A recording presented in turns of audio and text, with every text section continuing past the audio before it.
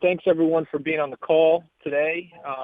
Thought we had a really exciting trade deadline yesterday afternoon. We were able to acquire a two-time All-Star and Andre Drummond, and he just gives us a dimension we haven't had in quite some time. And so we just thought it was an unbelievable opportunity for our franchise and for our players to play alongside Andre. We've been through a lot of battles with him over the years and in the playoffs. And so this is a player we've always coveted, and to have the opportunity to add him to the Cavs was an opportunity we didn't think we could pass up. And so we're excited. He's en route to Cleveland as we speak, and I think everyone's pretty excited to welcome him with open arms, and looking forward to having a fun 30 games to end the season here. I'll open it up for questions. Hey, Koby, it's Eric Woodyard from ESPN, Koby. Hey, how you doing? Pretty good, man. Were you surprised at all with him being a two-time All-Star, what you guys were able to get him for? I mean, were you surprised at all with that? It's interesting, and you can't put your feet in other people's shoes in terms of where franchises are at and what they're looking to do. I'm sure Detroit has a plan in place in terms of what they want to do, either with their cap space or with their future trajectory as a franchise. But what it's our job to do is make sure we're exploring every opportunity out there and making sure that we're doing what's best for our franchise and adding talent. And adding a talent level of this magnitude is something that we couldn't pass up. And he also fits our timeline in terms of his age. He's 26 years old, and so I think he fits with some of our younger guys in our timeline. So, we were when the opportunity arose, we jumped on it, and here we are. Koby, Kenny wrote a WHBC radio. With John's offensive system, is there any concern on how he's going to fit in that system? Well, I think the underrated part of Andre's game is his passing, and he can play on the perimeter. And as you know, we play with lots of pick and rolls. And with this trade in mind, we thought of our younger players, and we thought about how much how additive this would be in terms of helping them develop. And when you have a rolling lob threat like Andre Drummond, how much does that open up for our younger guards and playmakers on this team? And so we run a number of pick and rolls, and that's not going to change. In terms of him playing on the perimeter, I think that's an underrated part of his game. He can hit the guys on the backdoor pass. He can DHO. He can slip and dive. And then, the offensive rebounding is key to anybody's offense. So we're excited about that as well. Koby, Terry Pluto. Did you talk to obviously you talked to Drummond. I guess what was the sense you got from this conversation? Because clearly, at least what his tweets indicated, he wasn't thrilled about, leaving Detroit anyway. I think it was a shock for Andre, and rightfully so. But in my conversations with him, my texts with him, he's really excited about coming. He said, "I'm hyped to be there. Let's have some fun. I can't wait to get down there." Is now exiting. He's on his way to Cleveland as we speak, and I think he's really excited. Of course, it's going to be a shock when you get traded away from a player, a team that you've been with for a very long time. But this is a new opportunity for him, and I think we're going to motivate Andre Drummond even more so than what he has been doing, which has been incredible. So, my conversations with him have all been positive.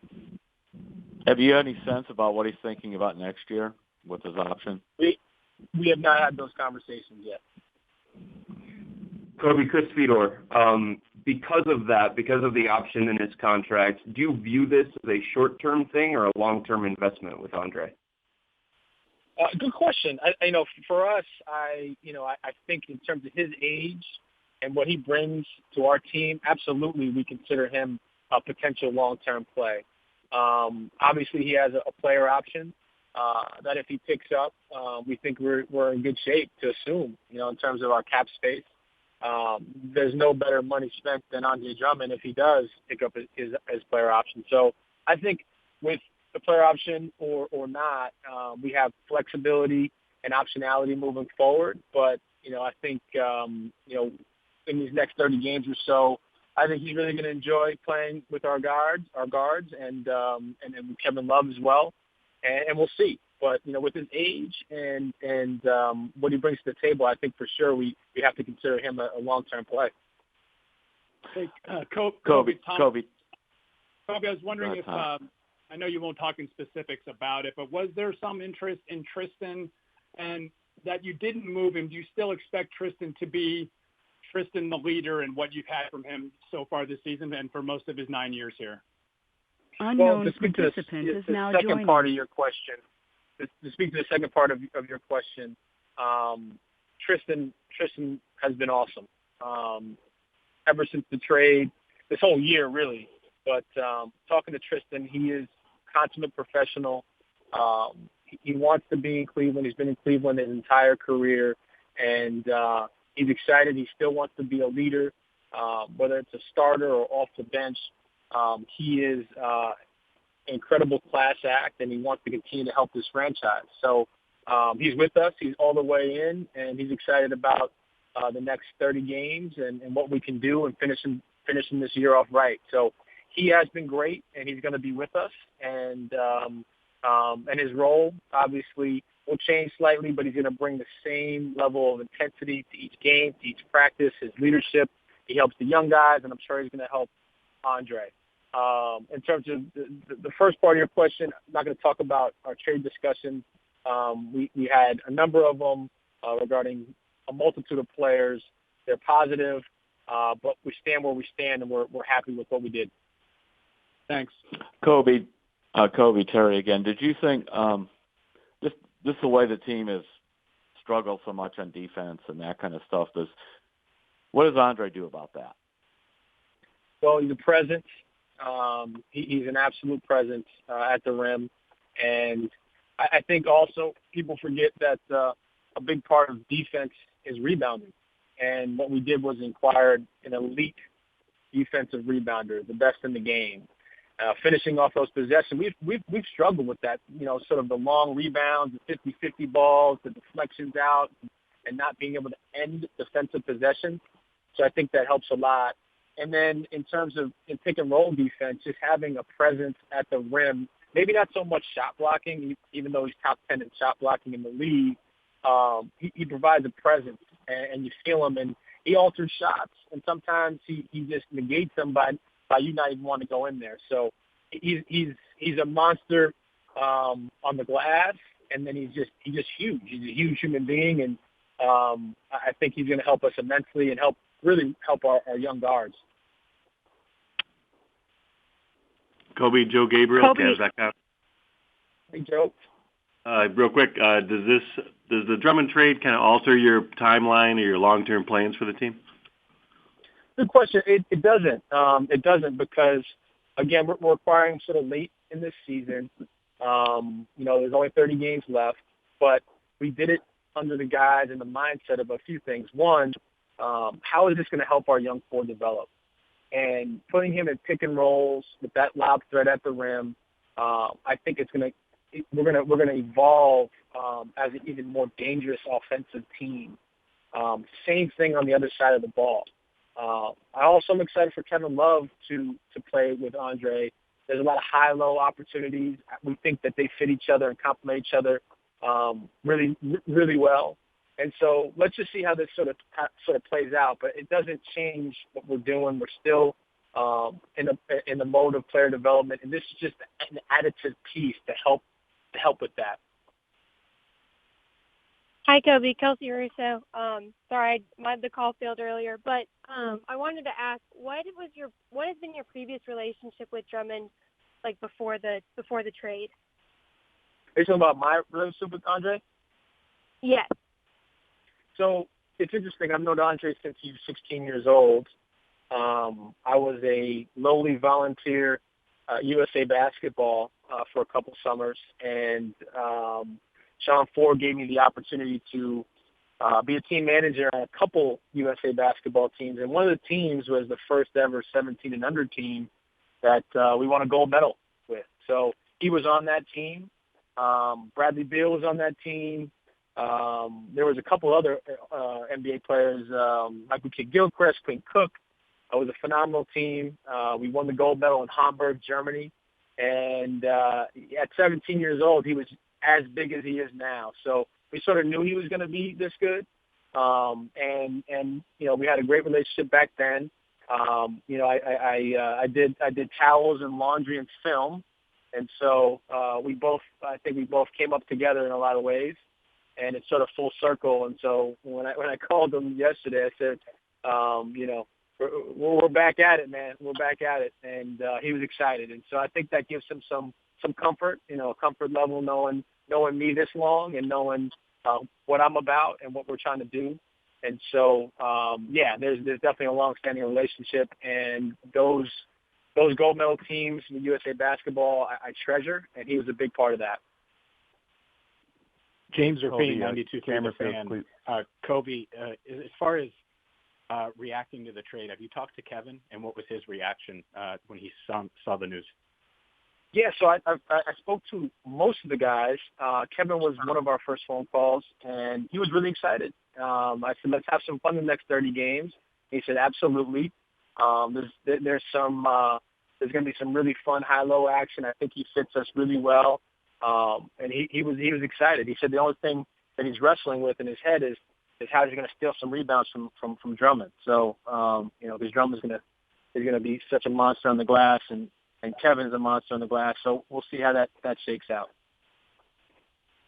Koby, Cameron Fields, Cleveland.com. How do you see Andre Drummond fitting with Larry Nance, especially considering how well he's played in the past few games? What's interesting is talking to Kevin Love yesterday. Kevin brought up the fact that he's also a great fit with Larry as well. And in terms of Larry being a spacer now, in terms of his three-point ability, in terms of his skill set on the perimeter, and his passing ability. And Andre has great hands. He has great hands, and so we're going to see some things that I haven't even thought of in terms of different schemes that the coaches put together. We're going to be able to, zipper guys up and find Dre as he sort of ducks in and gives us those possessions in the paint that we covet and have high percentage looks at the rim. And so it was actually Kevin Love's point that Larry Nance is just as good, if not a better fit with Drummond as well. Koby, Chris again. Given the pace of space, given the revolution to small ball and stuff like that, is there any concern at all about the investment that you could be making in so much front court with Larry Nance Jr., with Kevin Love, potentially with Andre here, and just how do you view the value of the big guy at this point? That's a good question, Chris. I think, first of all, we have the complement of players around him in terms of Andre Drummond to make him be successful here. We can put shooters entirely around him from the guard position and at the four position as well, and even off the bench in terms of Larry Nance Jr. So we have the fit to make it work. And then, there's a lot of things that we were deficient in. And to add Andre Drummond to help us with those deficiencies, you got to take a look at that. And so to your bigger question, that's something that we have to evaluate. We have to evaluate value. We have to evaluate what it means for our team, what it means for our franchise, and what it means for our players. But in terms of what he brings, it's an immediate need. Hey, Koby, it's Jason Lloyd. Just curious, you've been through a lot this year already. Just the 30,000-foot view, how do you evaluate how the season has gone and where you're at?